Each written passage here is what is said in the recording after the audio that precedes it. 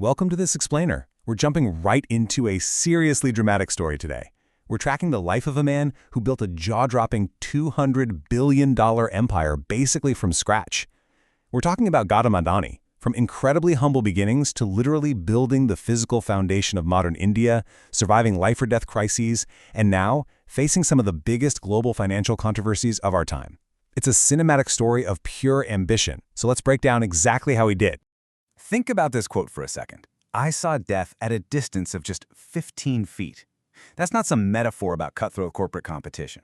Back on November 26, 2008, during the horrific terror attacks at the Taj Palace Hotel in Mumbai, Adani was having dinner. A last-minute choice to stay for a cup of coffee literally kept him from walking right into the path of the attackers. He spent the entire night hiding out, first in a basement, then in a chamber hall, until commandos rescued him the next morning.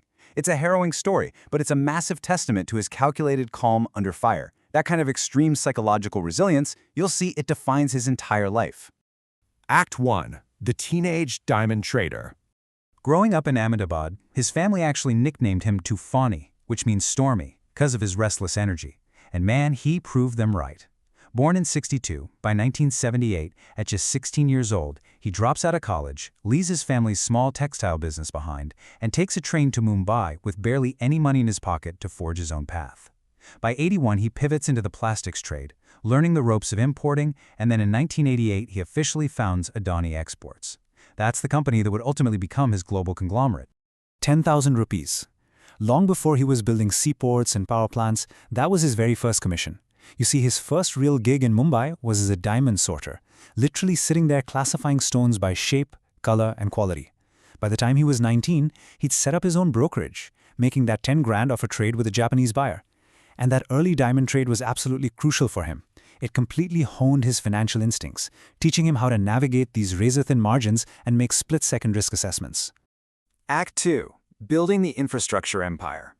So how did he go from trading diamonds to dominating physical infrastructure? Well, in the mid-90s, bankers literally laughed at him when he pitched building a port in Mundra. At the time, it was just this barren, underwater marshland. Zero access, zero industry. Fast forward to today, that exact same spot is a continental logistics engine. It's India's largest, most advanced commercial port, handling over 200 million metric tons of cargo a year. He literally built an empire on mud no one else wanted. He figured out something brilliant. If you build what the government needs built, you get the ultimate tailwind for growth. He aligned his businesses directly with India's national priorities. Today, the Adani Group operates 15 global ports. They manage 7 of India's absolute busiest airports. We're talking about controlling a full 25% of the country's passenger traffic. They're even building the world's largest renewable energy park in Khavda. Get this, it's a hybrid park 5 times the size of Paris. Plus, they're aggressively expanding into defense and aerospace. Surviving kidnappers and terrorists. But right alongside these epic corporate wins, Adani was facing literal life and death stakes. Back on January 1, 1998, as he was leaving a club in Ahmedabad, he and an associate were abducted at gunpoint by notorious mobsters. They were held hostage for a staggering $2 million ransom. But you know what's truly wild about this? Sources say he maintained such impossible composure that he actually sat there and played cards with his armed captors while waiting for the ransom to be paid. His reaction to the whole thing was just stunning. He later said, "It's my nature to adapt to things as quickly as possible. It's not in me to lose my peace over what's not in our control." He even added, "I slept well that very night." Think about that.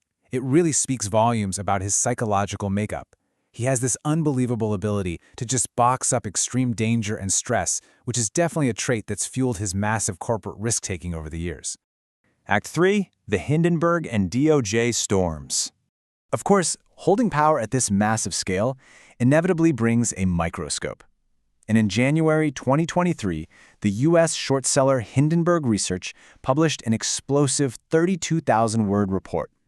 They leveled some incredibly severe allegations, accusing the conglomerate of decades of alleged brazen stock manipulation, a massive accounting fraud scheme, and using a vast, complex network of offshore shell companies based in Mauritius to artificially inflate their stock prices. $150 billion. That is the staggering amount of market value that just evaporated in the stock meltdown immediately following the Hindenburg report. It was a seismic event. It shook investor confidence all over the globe and halved Adani's personal wealth practically overnight. And all of this unfolded even as the Adani Group fought back hard, issuing a 413-page rebuttal denying the allegations entirely. But just as the dust seemed to be settling and the company was recovering its stock value and getting new financing lined up, boom, a brand new storm hit. In November 2024, the United States Department of Justice unsealed a sweeping 5-count indictment against Gautam Adani, his nephew, and several top executives. This sweeping indictment alleges that $265 million in bribes were paid to Indian government officials to secure lucrative solar energy contracts. We're talking charges of securities and wire fraud. The DOJ claims that internal records tracking these alleged bribes refer to Adani using code names, things like Mr. A, Numero Uno, and the Big Man. Now, it's absolutely crucial to point out that the Adani Group has vehemently denied all of these allegations. They point to their robust internal controls and have made it very clear they are fully exploring legal action to defend themselves against these charges. Epilogue: Preparing the Next Generation. So how on earth does an empire navigate all this intense volatility while trying to lock in its future? Well, Adani is actually in the middle of executing one of the largest, most complex wealth transfers in corporate history. It's a highly structured 10-year succession plan. The goal? He intends to step down at age 70, systematically handing over the reins of his $200 billion empire to the next generation of his family. He affectionately calls them the G2. This isn't just a random handover either. It's incredibly methodical, matching each G2 member with their specific strengths.